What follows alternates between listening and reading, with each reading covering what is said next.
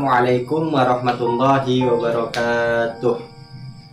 Alhamdulillah nahmaduhu wa nastaghfiruh wa na'udzu billahi min syururi anfusina wa min sayyiati a'malina may yahdihillahu fala mudhillalah wa may yudlilhu fala hadiyalah.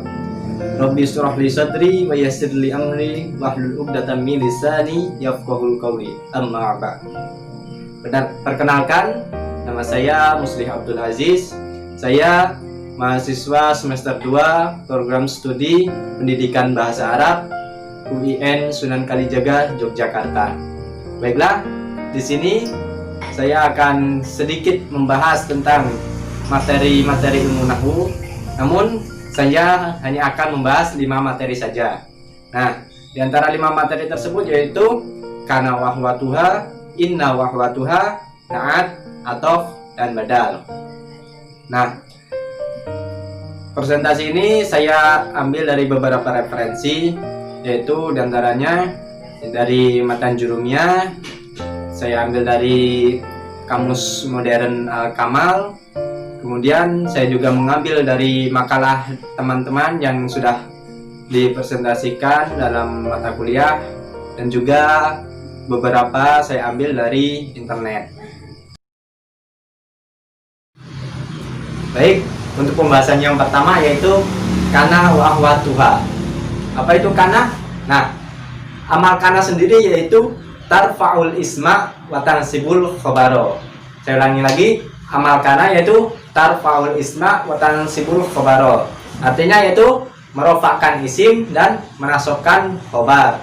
Nah, jadi amal kana tadi yaitu merofakkan isim dan menasabkan khobar. Contohnya seperti lafaz Zaidun qaimun. Nah, Zaidun ini merupakan isim dan posisinya menjadi mubtada, dan qaimun posisinya menjadi khobar. Jadi Zaidun qaimun dirofakkan dua-duanya ya.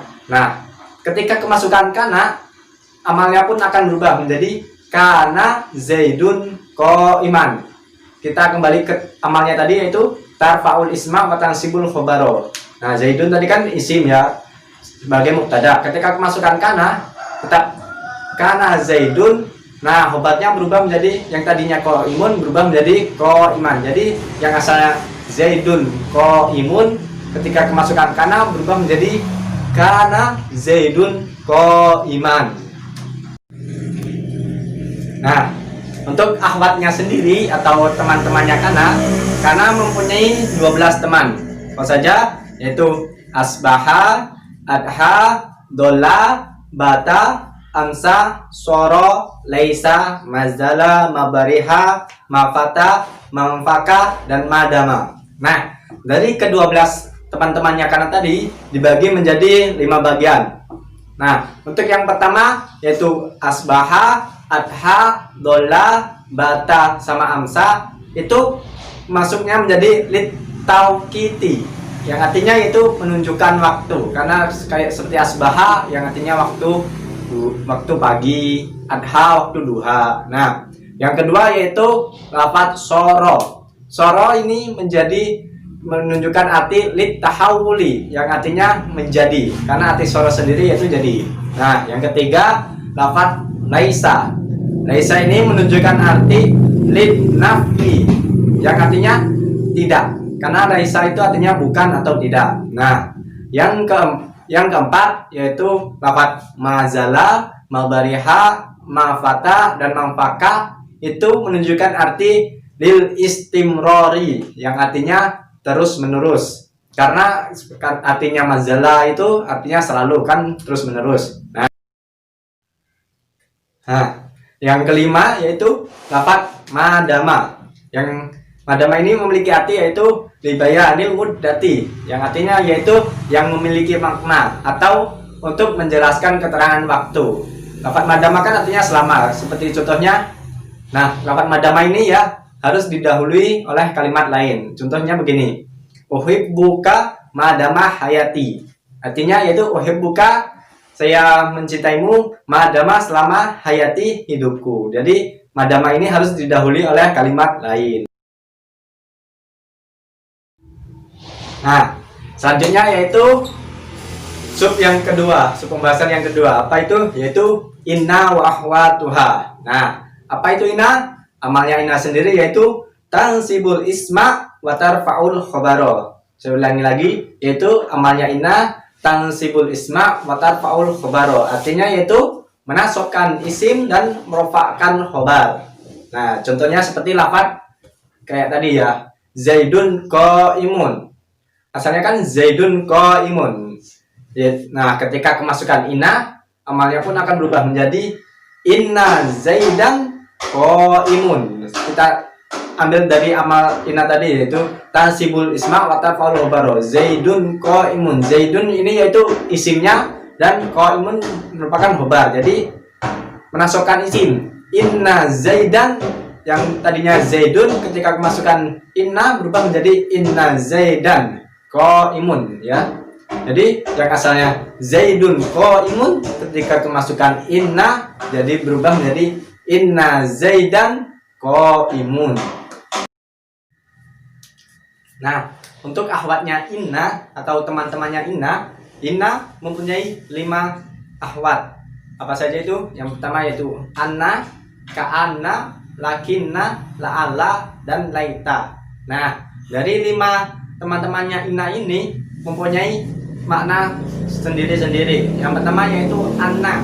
Anna memiliki arti atau menunjukkan kepada makna tauqiti, yang artinya itu untuk menjelaskan suatu huruf. Karena arti anna sendiri yaitu sesungguhnya atau bahwa. Contohnya seperti asyhadu anna Muhammadar Rasulullah. Artinya saya bersaksi bahwa Nabi Muhammad utusan Allah.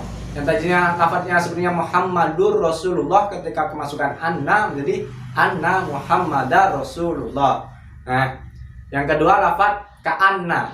Ka'anna mempunyai arti yaitu litashbiyah, yang artinya untuk perumpamaan. Arti ka'anna sendiri yaitu seperti ya. Nah, contohnya seperti ka'anna wajhaka badrun. Artinya itu wajahmu seperti bulan purnama. Nah, lafadz ketiga yaitu lakinna. Lakinna sendiri menunjukkan arti yaitu lil istidraki, yang artinya yaitu untuk menyangkal. Karena arti lakinna sendiri yaitu tetapi. Contohnya huwa alimun lakinnahu ghairu amilin. Artinya yaitu dia orang yang pandai, tetapi dia tidak menggunakan ilmunya. Nah, lafadz keempat yaitu la'alla. La'alla atau menunjukkan arti yaitu untuk litaroji. Litaroji yaitu yang mempunyai arti yaitu mengharap sesuatu yang mungkin akan terjadi. Karena arti la'alla yaitu mudah-mudahan. Contohnya seperti lafadz la'alla aliyun maridun. Artinya yaitu semoga Ali sakit. Nah, ini cuma contoh ya, contoh dalam kalimat. Nah, lafadz yang kelima yaitu lafadz laita. Laita yaitu menunjukkan pada arti litamani, yaitu yang menunjukkan arti yaitu berangan-angan. Karena arti laita sendiri yaitu moga-moga. Contohnya seperti lafadz laita syaba yaudu yauman. Laitas saba yaudu yauman. Artinya yaitu sekiranya masa muda itu dapat kembali. Nah, untuk pembahasan yang ketiga yaitu naat. Apa itu naat? Nah, sebenarnya banyak ya pengertian dari naat. Nah, kita ambil salah satu saja yang ringkas, yaitu naat memiliki arti yaitu tabi'ul lil man'uti fi raf'ihi wa nasbihi wa khafdihi. Yaitu artinya yaitu mengikuti kepada man'utnya atau yang disifatinya dalam tingkah rafa'nya, nasabnya, dan khafadnya. Seperti contohnya lafadz qoma Zaidun al-aqilu. Nah, lafadz Zaidun di sini yang menjadi lafadz yang menjadi naatnya yaitu lafadz al-aqilu. Al-aqilu mengikuti kepada man'utnya. Man'utnya yaitu lafadz Zaidun. Zaidun kan kalimatnya dirofakkan. Qoma Zaidun. Zaidunnya man'ut, al-aqilu jadi naat. Naat kan selalu mengikuti man'utnya. Jadi al-aqilu juga dirofakkan. Jadi qoma Zaidun al-aqilu. Nah, Naat sendiri mempunyai dua macam, yaitu naat hakiki dan naat sababi. Apa itu? Yang pertama yaitu naat hakiki. Naat hakiki yaitu naat yang langsung menjelaskan man'utnya. Contohnya seperti lafaz ja'a Zaidun al-karimu. Jadi lafaz al-karimu ini yaitu naat yang mengikuti man'utnya, yaitu lafaz Zaidun. Jadi al-karim artinya kan begini. Ja'a telah datang siapa Zaidun, Ki Zaid, al-karimu yang mulia. Jadi lafaz al-karimu ini menjelaskan lafaz Zaidun, siapa yang mulia, yaitu Zaidun. Nah, yang kedua yaitu naat sababi. Naat sababi ini yaitu naat yang menjelaskan lafaz setelahnya tapi masih berhubungan dengan man'utnya. Contohnya seperti lafaz ja'a Zaidun al-karimu abuhu. Jadi saya ulangi, ja'a Zaidun al-karimu abuhu. Nah, naatnya kan lafaz al-karimu, man'utnya lafaz Zaidun ya. Nah, lafaz abuhu ini, lafaz al-karimu atau naatnya tadi menjelaskan lafaz setelahnya, nah yaitu lafaz abuhu. Jadi orang yang mulia itu yaitu abuhu, lafaz setelahnya, tapi masih berhubungan dengan naatnya. Abuhu kembali kepada Zaidun. Jadi telah datang siapa Ki Zaid al-karimu yang mulia, siapa abuhu, bapaknya Ki Zaid. Jadi yang mulia itu bukan naatnya atau Zaidunnya tadi, tetapi lafaz abuhu, yaitu bapaknya Ki Zaid. Masih ada hubungan dengan naatnya.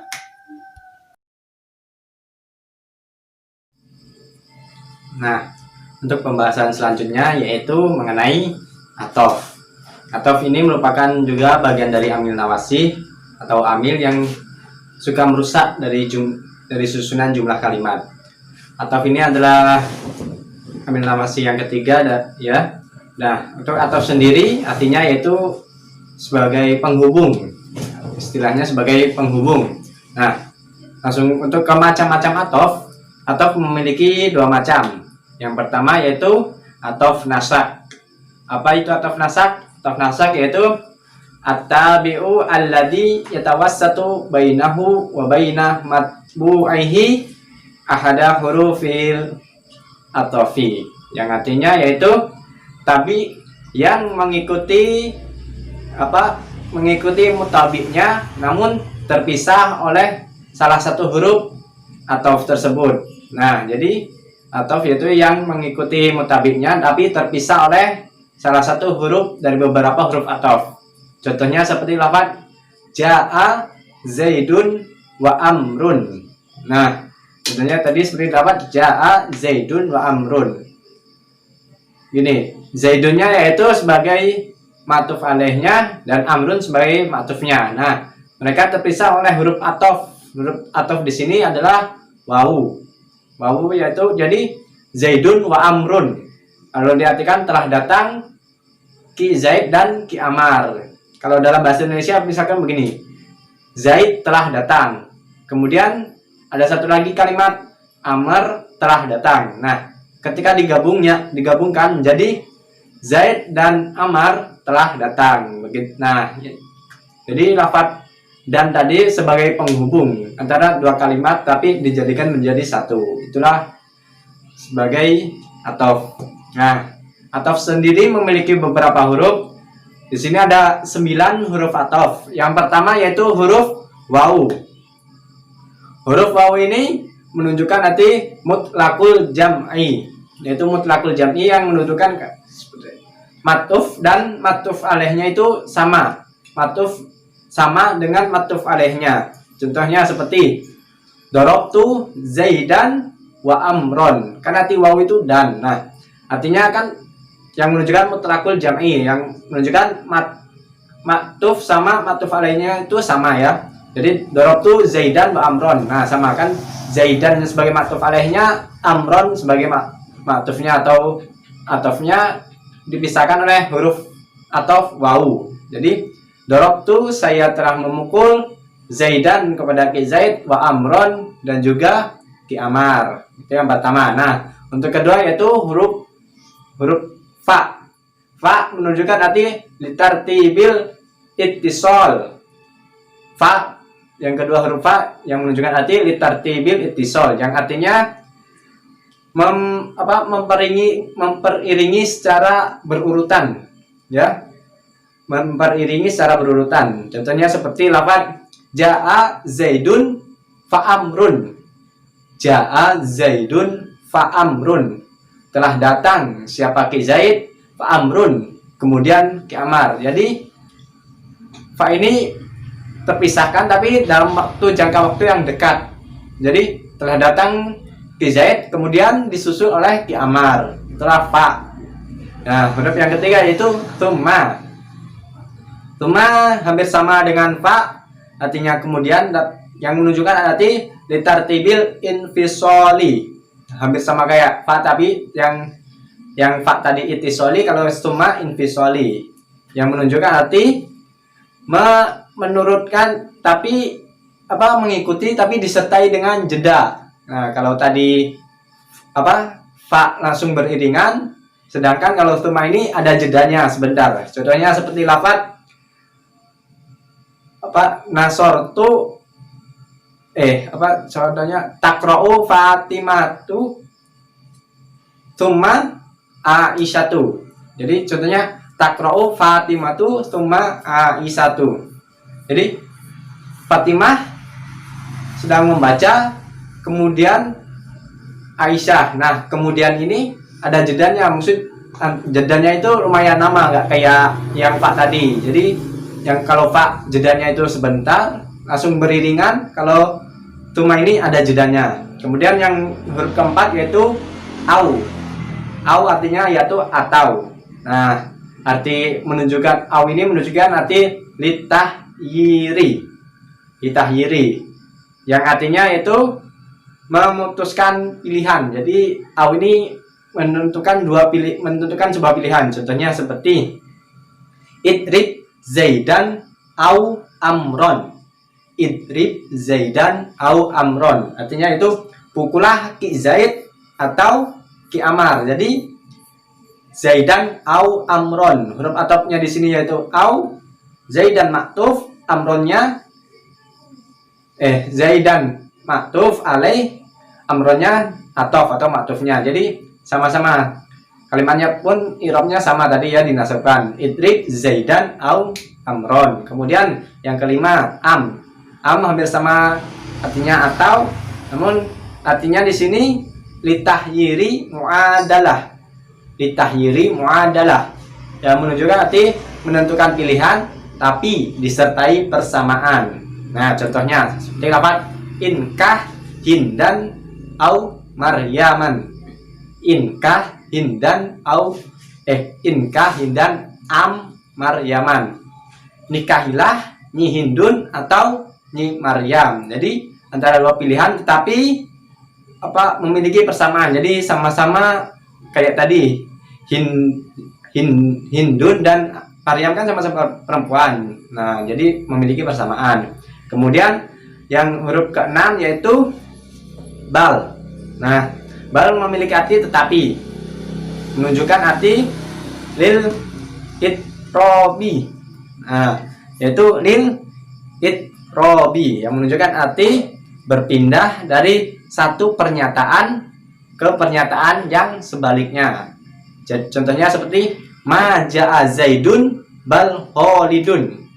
Ma ja'a zaidun bal khalidun, artinya tidak datang ki Zaid tetapi ki Khalid. Nah, kan Zaidun ini ma'tuf alaihnya, Khalid ini sebagai ma'tuf, terpisahkan oleh bal, huruf atofnya bal. Jadi ma ja'a zaidun, tidak datang ki Zaid, bal, tetapi yang datang itu yaitu Khalidun, ki Khalid. Yang ketujuh, nah, huruf atof yang ketujuh yaitu la. Arti la sendiri yaitu bukan. La di sini menunjukkan arti linafyi, yang menunjukkan arti pertentangan.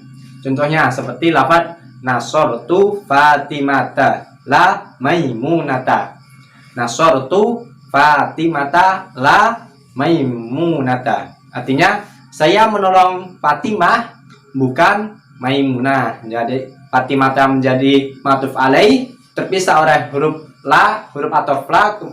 Kemudian maimunata jadi maktuf atau atof. Nah, huruf ke-8 yaitu lakin. Arti lakin yaitu tetapi, menunjukkan arti lil istidroki, yang artinya yaitu meralat. Lil istidroki yang artinya meralat. Contohnya seperti lafaz ma qoma zaidun lakin holidun.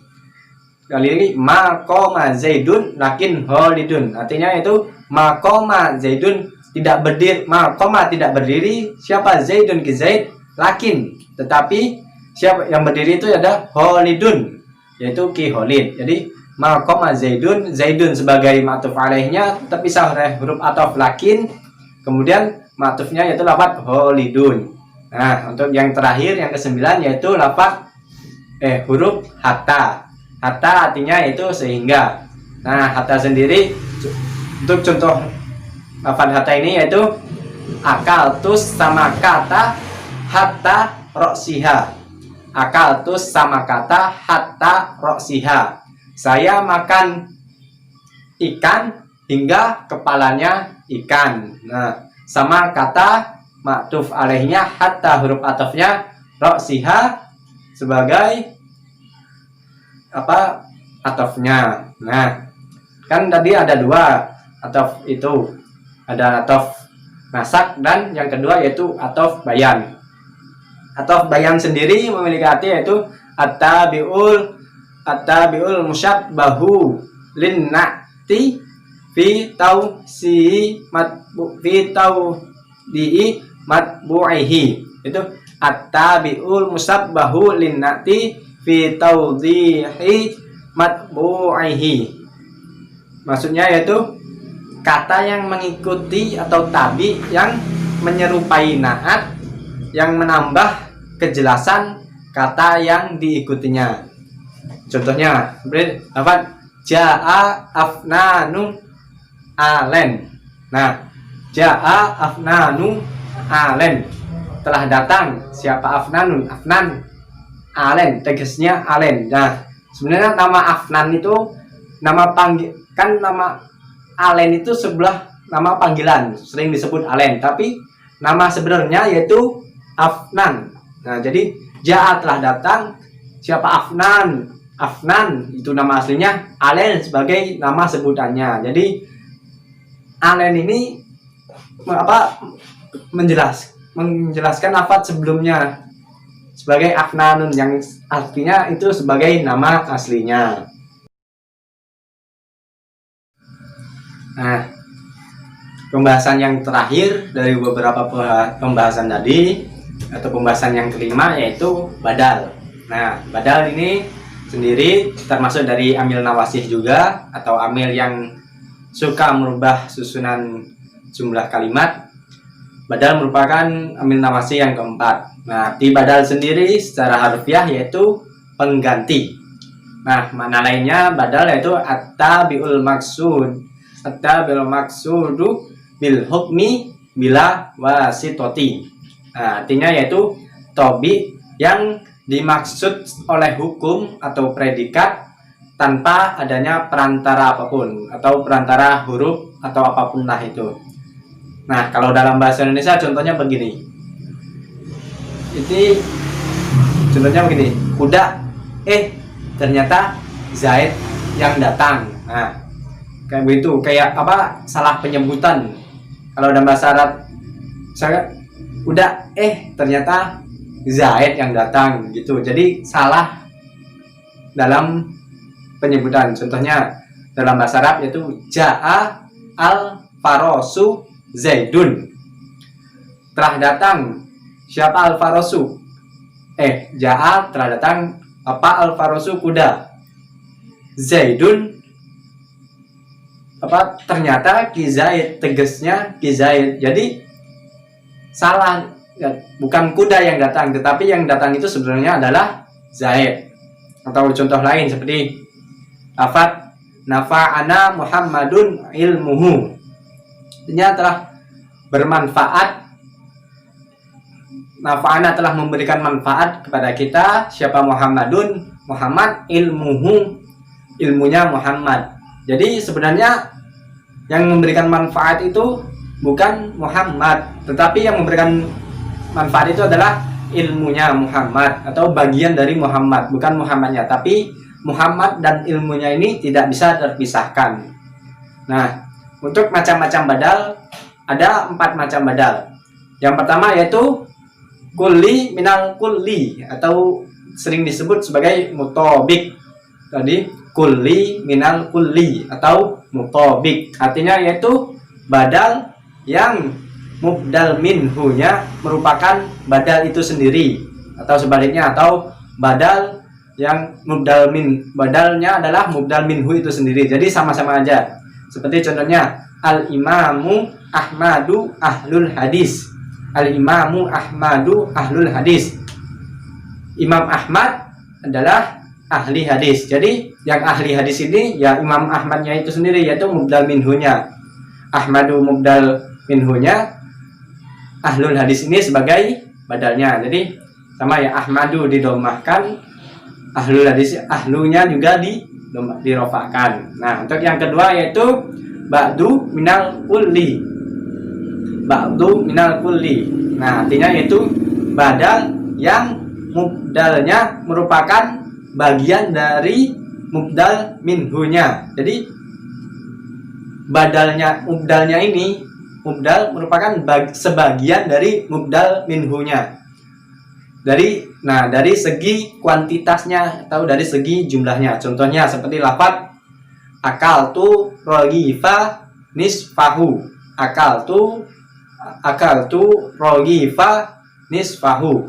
Artinya saya makan roti nisfahu, tegasnya setengahnya roti. Jadi sebagian dari roti tersebut, enggak seluruh dari roti tersebut. Ini adalah nisfu minal kulli atau sebagian dari seluruhnya. Nah, untuk yang ketiga yaitu badal istimal. Arti badal istimal sendiri yaitu hampir sama seperti badal ba'du minal kulli, tetapi lebih mencakup kepada nilainya. Kalau tadi yang ba'du minal kulli kuantitas atau jumlahnya, kalau istimal ini lebih ke nilai atau kualitasnya yang bersambung dari mubdal minhunya, yang mana mubdal tersebut tidak bisa dipisahkan dari mubdal minhunya, yang mana nilai tersebut tidak bisa dipisahkan dari mubdal minhunya. Contohnya seperti lafaz tadi nafa'ana Muhammadun ilmuhu. Jadi ilmunya ini tidak bisa dipisahkan dari Muhammad, tapi ilmu ini bukan dirinya Muhammad, hanya sebagian dari dirinya Muhammad, bukan seluruh dari bagian dirinya Muhammad. Jadi yang bermanfaat ini ilmunya Muhammad. Tahu contoh lain seperti ittaqillaha adabahu. Ittaqillaha adabahu. Ittaqillaha, Allah ini sebagai mubdal minhunya, adabahu sebagai mubdalnya. Jadi adab ini bukan berarti Allah itu adab. Jadi kayak tadi adabahu itu merupakan sebagian dari lafaz Allahu ini, Allah tadi. Nah, untuk yang keempat yaitu badal ghulat. Itu badal ghulat yang artinya yaitu badal yang jarang. Nah, untuk badal ini jarang ditemukan dalam sebuah tulisan, karena badal ini hanya sering terjadi dalam pengucapan saja. Kayak tadi contohnya yang di atas tadi, yang udah ternyata kizaid. Nah, contoh lain seperti asrobul kohwata alma'a. Saya minum kopi. Alma air. Sebenarnya salah dalam pengucapan. Saya minum kopi. Ternyata saya minum air. Nah, itu disebut sebagai badal ghulat. Jadi yang diminum itu bukan kopinya tetapi airnya. Jadi salah dalam pengucapan.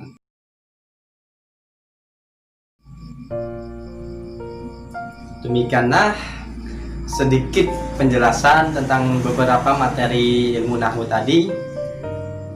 Saya pribadi mohon maaf apabila masih terdapat banyak kesalahan dan kekurangan, karena saya pribadi juga masih belajar, saya juga masih banyak butuh belajar. Untuk tadi hanya sedikit penjelasan, untuk lebih jelasnya bisa teman-teman cari di beberapa sumber atau di beberapa kitab yang lebih panjang keterangannya. Nah, saya mohon maaf apabila tadi kurang jelas atau salah dalam menyampaikan materi. Jadi penyampaian presentasi ini dilakukan untuk memenuhi tugas UAS Nahwu semester 2 ini dengan dosen pembimbing Bapak Dr. Nasiruddin. Nah, saya mohon maaf apabila terdapat kesalahan. Wallahul muwaffiq ila aqwamit thoriq. Assalamualaikum warahmatullahi wabarakatuh.